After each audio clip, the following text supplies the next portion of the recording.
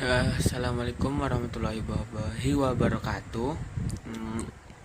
Kami dari kelompok 8 akan mempresentasikan hasil diskusi kami yang berjudul menghargai ayat dan hadis tentang menghargai waktu dan menuntut ilmu. Ya, langsung saja. Menghargai waktu menurut Kamus Besar Bahasa Indonesia yaitu menghormati, mengindahkan dan memandang penting sesuatu. Jadi seseorang akan menghormati atau mengindahkan seseorang ketika memandang penting seseorang atau sesuatu tersebut. Sedangkan waktu adalah seluruh rangkaian saat kita berproses perbuatan atau keadaan berada atau berlangsung.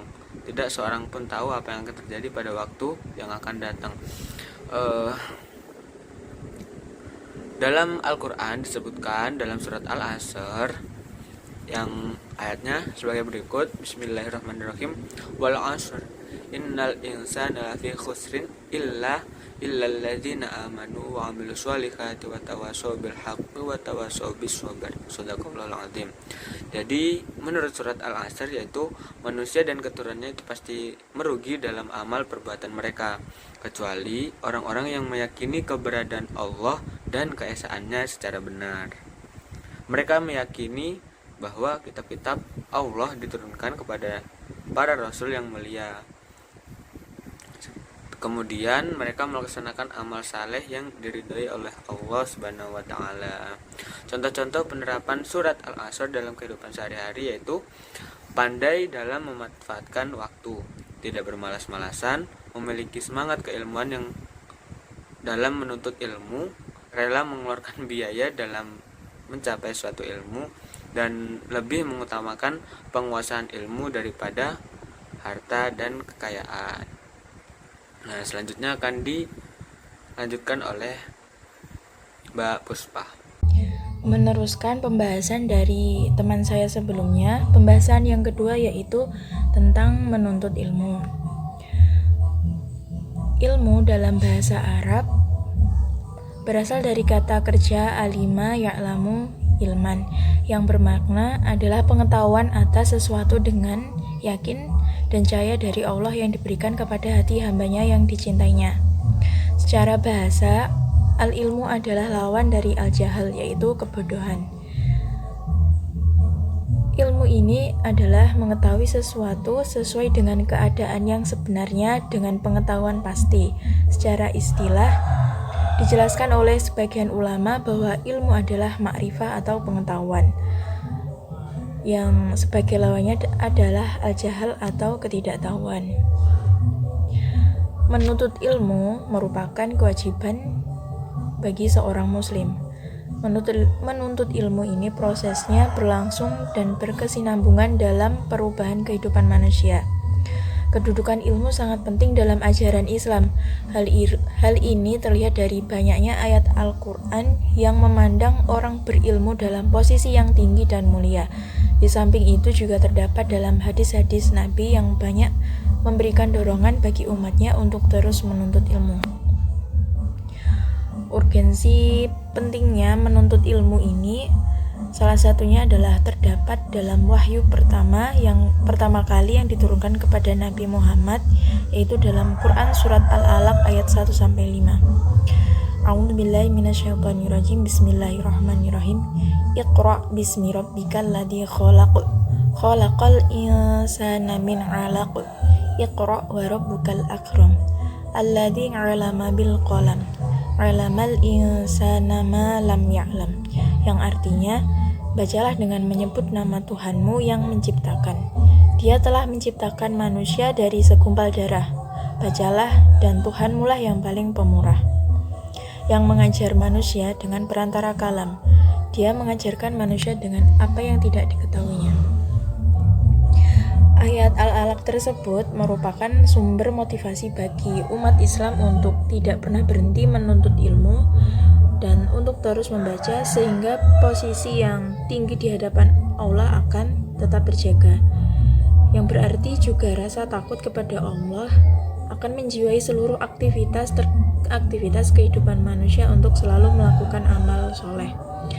Dengan demikian nampak bahwa keimanan yang dibarengi dengan ilmu akan membuahkan amal.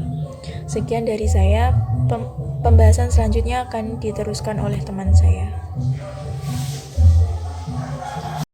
Baik, melanjutkan penjelasan sebelumnya, perintah kewajiban menuntut ilmu itu juga terdapat dalam Al-Quran surat At-Taubah ayat 122 yang berbunyi A'udzubillahi minasyaitonirrajim Bismillahirrahmanirrahim wa ma kana al-mu'minuna liyaffiru kaffah falawla nafara min kulli firqatin minhum ta'ifatun liyatafaqahu fid-dini wa liyunziru qaumahum idza raja'u ilaihim la'allahum yahdharun, yang artinya tidak sepatutnya bagi mukmin itu pergi semuanya ke medan perang. Mengapa tidak pergi dari tiap-tiap golongan di antara mereka beberapa orang untuk memperdalam ilmu pengetahuan mereka tentang agama dan untuk memberi peringatan kepada agamanya apabila mereka telah kembali kepadanya supaya mereka itu dapat menjaga dirinya. Quran Surat At-Taubah ayat 122. Dari sini dapat kita pahami bahwa betapa pentingnya pendidikan bagi kelangsungan hidup manusia, karena dengan pendidikan manusia akan mengetahui mana yang baik dan mana yang buruk, mana yang benar dan mana yang salah, dan mana yang bermanfaat dan mana yang membawa mudarat. Di samping ayat Al-Quran juga terdapat banyak hadis yang memberikan dorongan kuat untuk menuntut ilmu. Salah satunya yang berarti carilah ilmu sampai ke negeri Cina, karena sesungguhnya menuntut ilmu itu wajib bagi setiap muslim. Hadis riwayat Baihaqi. Dari hadis ini semakin jelas komitmen ajaran Islam pada ilmu, di mana menuntut ilmu itu menduduki posisi fardu atau wajib bagi umat Islam tanpa memandang batas wilayah. Oleh karena itu ilmu menempatkan posisi yang sangat urgent. Nah, dari peribahasa di atas mengandung arti bahwa kita itu menuntut ilmu yang dicari tidak hanya ilmu agama, tetapi semua ilmu yang bermanfaat bagi hidup di dunia maupun di akhirat. Seperti hadis Nabi Muhammad SAW, "Man arada dunya fa'alaihi bil ilmi, wa man arada al-akhirah fa'alaihi bil ilmi, wa man aradahuma fa'alaihi bil ilmi." Artinya, barang siapa yang menginginkan kebaikan di dunia maka hendaklah ia mencari ilmu. Barang siapa yang menginginkan kebaikan di akhirat maka ia harus mencari ilmu, dan barang siapa yang menginginkan keduanya hendaklah ia mencari ilmu. Nah, sebab kebaikan kehidupan dunia dan di akhirat itu dapat dicari dengan ilmu. Nah, dalam kitab Ta'lim Mudun Ta'alim karya Al-Jarmuzi yang menjadi kitab terkenal di kalangan santri pondok pesantren dan tidak asing lagi didengar oleh masyarakat, yakni thalabul ilmi fardhatun 'ala kulli muslim. Menuntut ilmu itu kewajiban setiap muslim tanpa mengenal jenis kelamin, baik itu laki-laki maupun perempuan, juga tidak mengenal jabatan, umur, dan kekayaan. Dan semua muslim itu wajib menuntut ilmu sampai ruh lepas dari raganya, karena dengan menuntut ilmu itu seorang muslim dapat membedakan mana yang baik dan mana yang buruk.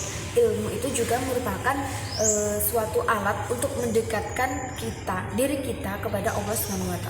Di dalam kitab Ta'limul Muta'allim karya Al-Zarnuji yang menjadi salah satu kitab terkenal di kalangan pondok pesantren dan sudah tidak asing lagi didengar oleh masyarakat luar, yakni an Anas ibnu Malik qala Rasulullah sallallahu alaihi wasallam talabul ilmi fardhatun 'ala kulli muslimin. Menuntut ilmu itu merupakan kewajiban setiap muslim tanpa mengenal jenis kelamin baik laki-laki maupun perempuan. Juga tidak mengenal jabatan, umur, dan kekayaan. Selanjutnya yakni keutamaan menuntut ilmu. Yang pertama, ilmu akan mengangkat derajat seseorang di atas tingkatan hamba lainnya. Dijelaskan dalam Al-Quran surat Al-Mujadilah ayat 11 yang berarti Allah akan meninggikan orang-orang yang beriman di antara kamu dan orang-orang yang diberi ilmu pengetahuan beberapa derajat. Yang kedua, yakni pahala seorang yang berilmu atau ulama itu terus bermanfaat dan tidak akan terputus meskipun telah wafat. Di dalam hadis Tirmizi yakni idza mata banu adama in qata'a amaluhu min illa min salasin shadaqatun jariyah ilmu yuntafa'u bihi wa waladun salihun yad'u lah. Yang artinya apabila anak Adam itu telah meninggal dunia maka terputuslah semua amalnya kecuali 3 perkara. Yang pertama sedekah jariyah, ilmu yang bermanfaat, dan anak soleh yang mendoakan kedua orang tuanya. Hadis riwayat Tirmizi. Yang ketiga, orang yang menuntut ilmu itu pahalanya seperti orang yang sedang berjihad. Hanya orang-orang yang berakallah yang dapat menerima pelajaran. Hanya orang yang berilmu yang mampu memahami hakikat sesuatu yang disampaikan Allah melalui perumpamaan-perumpamaan, dan keutamaan seseorang yang berilmu itu lebih baik atau lebih utama dibandingkan orang yang ahli ibadah dan lain sebagainya. Nah, mungkin cukup itu penjelasan sedikit dari kelompok kami. Apabila ada salah kata, kami mohon maaf. Billahi taufiq wal hidayah. Wassalamualaikum warahmatullahi wabarakatuh.